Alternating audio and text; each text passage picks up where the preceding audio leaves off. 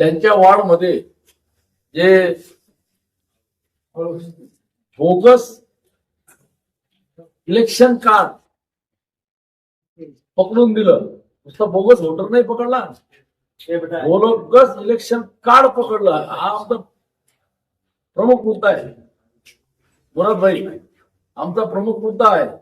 Bogus voter पकडणं number एक, त्या पलीकडे जाऊन bogus voting card election card पकडलं गेलंय, ही या चाळीसगावमध्ये अतिशय गंभीर बाब आहे. अनेक घोटाळे आपण पाहतो. मतदारांचा घोटाळा झालेला आहे. लोकसभा ते विधानसभेच्या दरम्यान 5.25 नाव वाढवली गेली. विधानसभा ते नगरपालिकेच्या दरम्यान 1-2 महिन्यात 1800 नाव वाढवली गेली. साधारणतः 5.6 नाव वाढलेली. हा एक निवडणूक जिंकण्याचा डाव, हा एक पार्ट झाला. ती मतदान करून घेतली कारण त्यांच्या नाव रिक्षा नोंदणी होती. कुठेही राहावं, कळवाडीला राहावं, देवगडला राहावं, कोणखेड्याला राहावं, इकडे राहावं, तिकडे राहावं, ही नावं घेतली होती. त्याचं ओरिजिनल इलेक्शन कार्ड होतं, ती मतदान करून घेतली. जे चाळीसगाव शहरात राहत नाहीत हे मत त्यांनी मिळवून घेतले. याच्यावरही त्यांचं समाधान झालं नाही.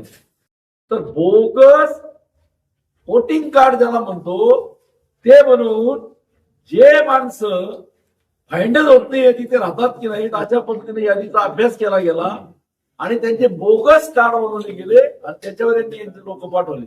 बोगस कार्ड बनवून हा दुसरा घोटाळा. असे साधारण यांच्या म्हणण्याप्रमाणे जर 1000 नावं असतील तर हे पुन्हा त्याने अडतात. असे 7,500 ते 8,000चा मोठा गफला इथं झालेला आहे. पण कर्मधर्म संयोगाने हे चाळीसगाव काबीज करायला निघालेल्यांना मी सांगू इच्छितो की हे 7-8 हजार तुमचं बोगस करू नये. चाळीसगावच्या जनतेने एवढं मतदान दिलेलं आहे, पण माझ्या ताईंना ते क्रॉस करून आम्ही 2-3 हजाराच्या पुढे जिंकतोय.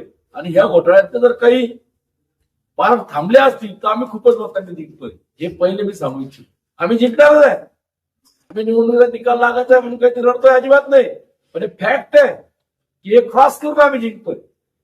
आणि हे अशा पद्धतीने मत वाढवले गेले, असे बोगस कार्ड बनवले गेले. यातून 7,500 ते 8,000 मतांचा त्या ठिकाणी चाळीसगावला घोळ झालाय. माझ्या चाळीसगावमध्ये हा बोगस जर मतदान कार्ड बनत असतील, तो स्कॅम सुद्धा 2-3 दिवसापूर्वी निवडणुकीच्या आधी जिथे बनवले जात होते, दुर्दैव आमचं की त्या ठिकाणी पण आम्ही पोहोचू शकलो नाही. पण येणाऱ्या काळात ईश्वर तात्यांचं असे काही एव्हिडन्स आहेत ते बोलून गेलेले आहेत, ते याचा पर्दाफाश करू. आमचं मूळ म्हणणं आता असेल प्रशासनाला, पोलीस स्टेशनला, की एक कार्ड जे तुमच्या हातात आलेलं आहे, आता तो तर या कार्ड तर ठीक आहे, तो तर या कार्ड त्याच्यावर गुन्हा नोंद झाला, वोटरवरती होईल कोर्ट. जे बोगस कार्ड आलेलं इलेक्शन कार्ड जे चाळीसगावात बनवलं गेलं ते कुठून बनलं, त्याचा मास्टरमाइंड कोण, ते कोणी बनवलं याचा शोध घेतला नाही. ते बाब गंभीर आहे. पूर्ण महाराष्ट्रामध्ये चाळीसगाव पॅटर्न राबवलं जाईल अशी शंका वाटते. एवढं ज्या निमित्ताने सांगू.